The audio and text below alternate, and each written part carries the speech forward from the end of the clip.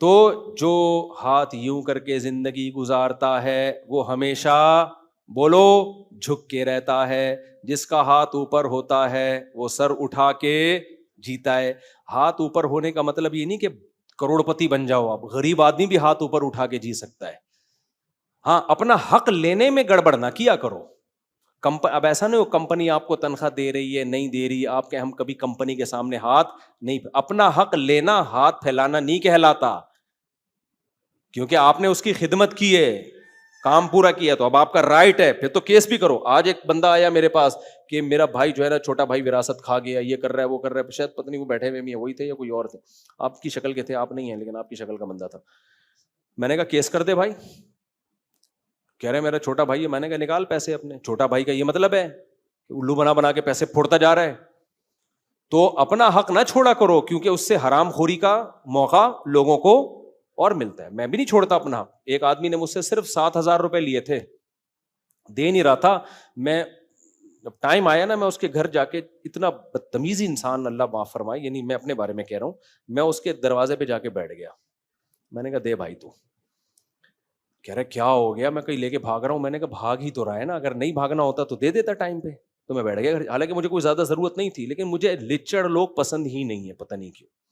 لچڑ آدمی کے پاس میرا دل نہیں چاہتا کہ 1 روپیہ بھی چھوڑو۔ جو لالچ کر کے پیسے لے رہا ہے نا، گھما پھرا رہا ہے، اس کو دو ہی نہیں، اسے نکلواؤ۔ اور فقہاء نے بیان کیا کہ اگر کوئی تمیز سے پیسے نہیں دے رہا نا، ٹیڑھی انگلی سے بھی گھی نکال سکتے، اس کی کوئی چیز رکھ لو، بیچ کے اپنا پیسہ پورا کر لو۔ میرے پاس لوگ آتے ہیں، الحمدللہ بہت الٹے مشورہ بھی دیتا ہوں میں، اللہ کا بڑا فضل ہے۔ لوگ آتے ہیں کہ میرے 6 مہینے سے پیسے کھا کے بیٹھا ہوا ہے، تو اس کی بائک میرے پاس آئی ہے، کیا کروں؟ میں نے کہا پی جا۔ میں نے کہا اتوار بازار میں بائک جا کے بیچ دے، جتنا تیرا پیسہ بنتا ہے رکھ لے، باقی پیسے لے جا کے پکڑا دے۔ اس کے بغیر پیسے نکالنا ممکن نہیں ہے۔ ایک آپ کو بتاؤں، ایک آدمی نا احمقوں کی فہرست تیار کر رہا تھا، لسٹ تیار کر رہا تھا، بڑے سب سے بڑا احمق کون، اس سے چھوٹا کون۔ تو ایک دن کیا ہوا، اس کے پاس کوئی بندہ آیا، 1,00,000 روپے چاہیے، اس نے دے دیے۔ بعد میں اس کو خیال آیا کہ یار میں تو بڑا بے وقوف، مفتی صاحب نے اتنے بیانات بھی کیے کہ اس زمانے میں جو پیسہ دے وہ بے وقوف ہے، اس امید پہ کہ واپس ملیں گے، صدقے کی نیت سے دے دو الگ بات ہے۔ تو اس نے کیا کہا کہ یار میرے بیان سنے ہوں گے، اس نے کہا یار سب سے پہلے نا میرا نام ڈال دے احمقوں کی لسٹ میں۔ اپنا نام ڈلوا دیا کہ احمقوں کی لسٹ میں، کراچی میں، پاکستان میں جو کسی کو پیسے اس امید پہ دے رہا ہے کہ یہ ٹائم پہ واپس دے دے، وہ کم بے وقوف ہو سکتا ہے؟ بہت بڑا بے وقوف۔ تو اس نے کہا بے وقوفوں اور احمقوں کی فہرست میں سب سے پہلے نمبر پہ کس کو ڈال دے؟ میرا نام۔ پھر اور بھی بے وقوف لکھے اس نے نیچے۔ کیا ہوا، 1 ہفتے بعد وہ بندہ پیسے واپس لا کے دے دیے اس نے۔ اس نے کہا میرا ہٹا کے اس کا نام ڈال بھائی تو ہٹا دے۔ اس نے کہا میں سمجھ رہا تھا میں ہی بہت بڑا بے وقوف ہوں، اب مجھے پتا چلا کہ مجھ سے بڑے بڑے بھی دنیا میں، یعنی مطلب یہ تھا کہ میں اس سے نہ لیتا تو یہ کیا کر لیتا۔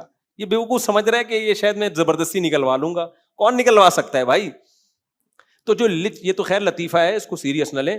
لچڑ لوگ جو ہے نا، لچڑ، ان کے پاس کبھی بھی 1 روپیہ بھی مت چھوڑو۔ لچڑ پنا ہے کیا؟ یہ بھی جلد بازی ہے۔ یہ سارے بیان میرا جلد بازی کے خلاف ہی ہو رہا ہے۔ میں اس کی ایک مثال دیتا ہوں۔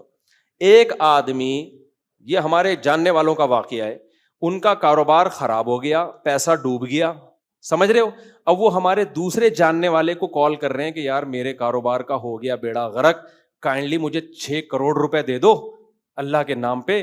تو مجھے کاروبار کرنا تو آتا ہے، بزنس کروں گا، 6 مہینے میں کروڑ بھی واپس کر دوں گا اور پروفٹ آدھا آدھا ڈیوائڈ کریں گے۔ ان کی قسمت اچھی تھی، انہوں نے مجھے فون کر لیا کہ مفتی صاحب یہ بڑا نیک آدمی ہے، 6 کروڑ روپے مانگ رہا ہے، اور کروڑوں کا اس نے بزنس کیا بھی ہے، 6 کروڑ یا 7 کروڑ مانگ رہا ہے، بزنس کیا بھی ہے اس نے دبا کے۔ اب بیچارے کا حالات آ گئے، نقصان ہو گیا، تو ظاہر ہے پیسہ چاہیے، پیسہ ہے نہیں اس کے پاس۔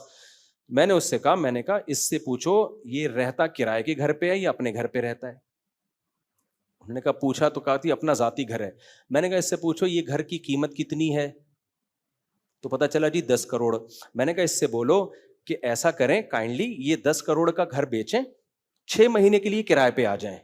اگر کرائے پہ کوئی گھر نہیں دیتا تو مفتی طارق مسعود صاحب آپ کو گھر دلوا دیں گے کرائے پر، نہیں تو میں نے کہا آپ بولو کہ ہمارے گھر ہی رہ لینا تھوڑے دن، دوست ہے نا، تو 6 مہینے کی رکھ لو اس کو، یا 6 مہینے کی کرائے پہ رہ لیں آپ، اور 10 کروڑ کا جب گھر بکے گا اس میں 6 کروڑ لگائیں بزنس پہ، وہ 6 کروڑ ہو جائیں گے بقول ان کے 12 کروڑ 6 مہینے میں۔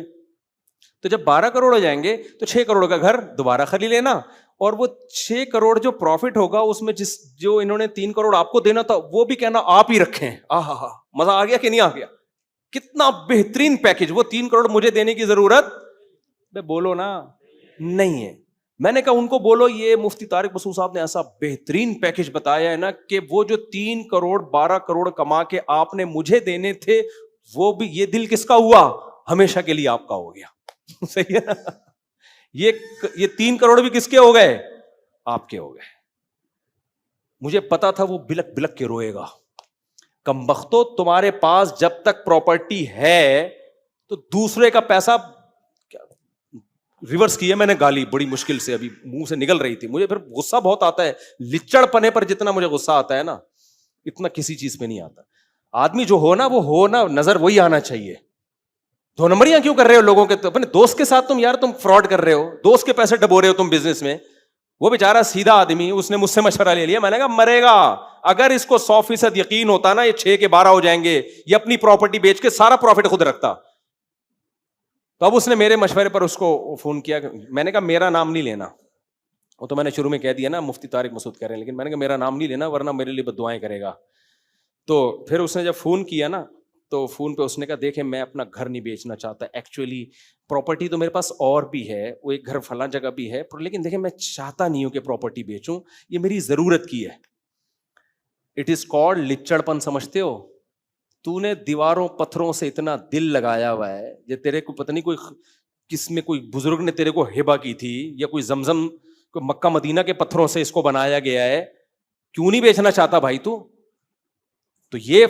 یہ بھی لالچ ہے. یہ کیا ہے؟ یہ بھی جل بازی کہ ایک دم کسی کا پیسہ لگے, رسک میں بالکل بھی نہ لوں تاکہ ڈوبے تو اگلے کا ڈوبے, ہمارا نہ ڈوبے, ہمیں کچھ نہ, ہم بیٹھ کے پیڑے کھائیں خالی. یہ ساری غیر اخلاقی حرکتیں انسان میں جب پیدا ہوتی ہیں جب وہ قناعت اور صبر سے کام نہیں لیتا, جلد بازی سے کام لیتا ہے. غیر اخلاقی حرکت مت کرو. آپ بولو کوئی بات نہیں, جتنا پیسہ اللہ نے مجھے دیا ہے میں اسی سے بزنس کروں گا. سمجھ رہے ہو؟ اللہ کھلانے والا ہے. جو دوسرے کا پیسہ بھیک مانگ کے مجھے ملے گا, جو اس سے مجھے پروفٹ دے سکتا ہے وہ مجھے میرے پیسے سے بھی پروفٹ دے سکتا ہے. ایسے موقع پہ توکل کیا ہے؟ لازم ہے. اگر وہ پھر وہ خبردار ہو گئے نا, انہوں نے نہیں دیے, اس کا تو پروگرام بھی بیچارے کا اڑ گیا بیچارے کا. تو یہ بہت مجھے غصہ اس پہ نہیں آ رہا تھا جو دے رہا ہے مجھے, کہ تم اپنے دوست کو کیوں بے وقوف بنا رہے ہو.